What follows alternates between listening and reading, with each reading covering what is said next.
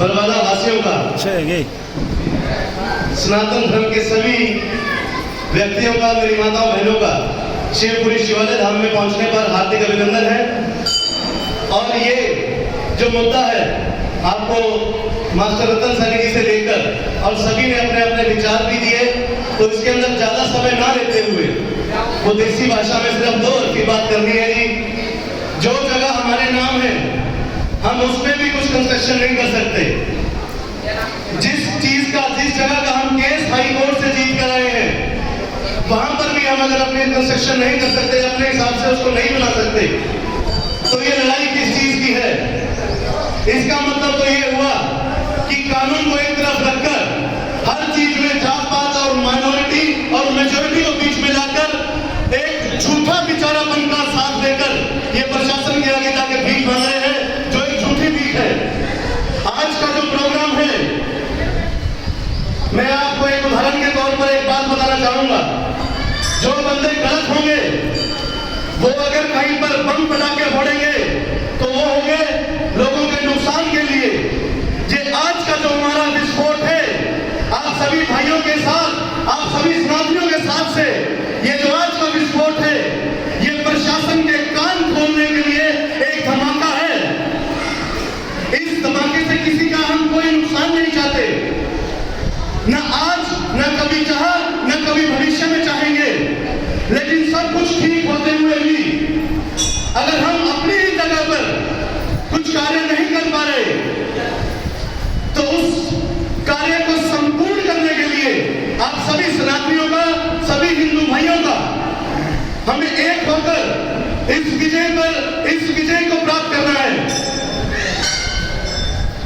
शहीद भगत सिंह के समय पर उनकी मांगों को ना सुनने पर उन्होंने कोर्ट के अंदर एक छोटा सा बम धमाका किया था। वो धमाका किसी को नुकसान पहुंचाने के लिए नहीं था, बल्कि वो धमाका प्रशासन के कान खोलने के लिए था कि हम सही हैं, हमारे पास सही कागज है हर चीज के, और उसके बाद भी अगर सरकार, अगर प्रशासन हमारा साथ नहीं दे रही, तो ये विस्फोट, ये धमाका सिर्फ प्रशासन के कान खोलने के लिए है, किसी को नुकसान देने के लिए नहीं।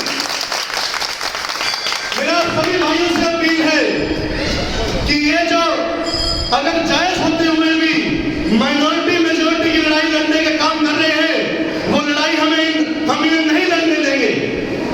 जो हमारा हक है, वहां पर हम अपना चयन, हम अपनी मर्जी से गौ माता के लिए, चाहे वो तूड़ी का शेड हो, चाहे गोचर भूमि पर उनके हरे चारे की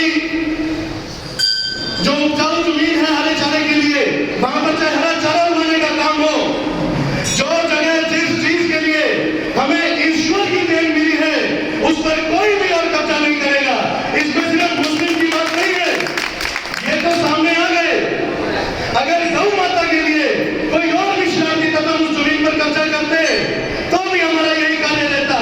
और मुझे विश्वास है, आप सभी लोगों ने शिवालय में आकर ये कमेटी को आश्वासन दिया कि इस लड़ाई के अंदर ये कमेटी अकेली नहीं, ये बरवाला अकेला नहीं, बल्कि पूरा सनातन समाज हमारे साथ है।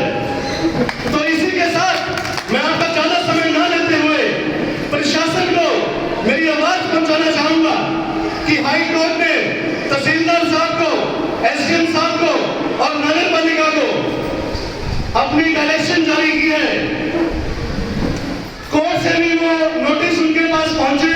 उसके बाद शिवपुरी धाम शिवालय कमेटी के सदस्य खुद जाकर बाय हैंड उनको नोटिस रिसीव करवा कर आए हैं। ये सभी बातें कोई बनावटी बातें नहीं है। हर बात के पीछे, हर चीज के पीछे हमारे पास लीगल कागज है। अगर किसी को भी मन में ये शंका हो कि ये सिर्फ एक जात पात का मुद्दा बना रहे हैं, तो आप कोई भी मेरा भाई बंधु हमारी कमेटी से, आपकी कमेटी से, ये कमेटी हमारी नहीं है, आपकी नहीं, ये सबकी साझी कमेटी है। आप अपनी कमेटी के जो भी हमने बंदा नियुक्त किया है, जो जिम्मेवार आदमी जिसने कागजों की संभाल रख रखी है, उससे इस एक एक बोल के पीछे का कागज आप प्राप्त कर सकते हैं। अगर आप उसको पढ़कर आगे अपना विचार देना चाहते हैं तो आप वो भी कार्य कर सकते हैं। एक बार फिर आप पत्रकार भाइयों के माध्यम से प्रशासन तक मेरी ये आवाज, हमारा ये विस्फोट जो किसी को नुकसान पहुंचाने के लिए नहीं बल्कि उनके कान खोलने के लिए है कि हमें हमारी जगह दीजिए, हमें हमारा हक दीजिए।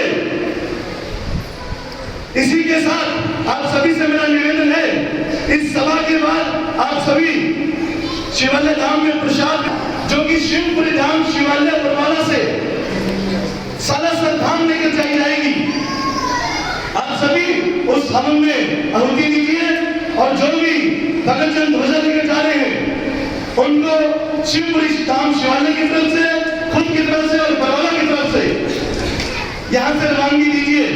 आप सभी की मनोकामना लेकर, शिवपुरी धाम शिवालय की मनोकामना लेकर हम बाबा के दर पर जा रहे हैं और अगर हम सच्चे हुए तो हम जरूर विजयी होकर आएंगे। आपका बहुत बहुत धन्यवाद।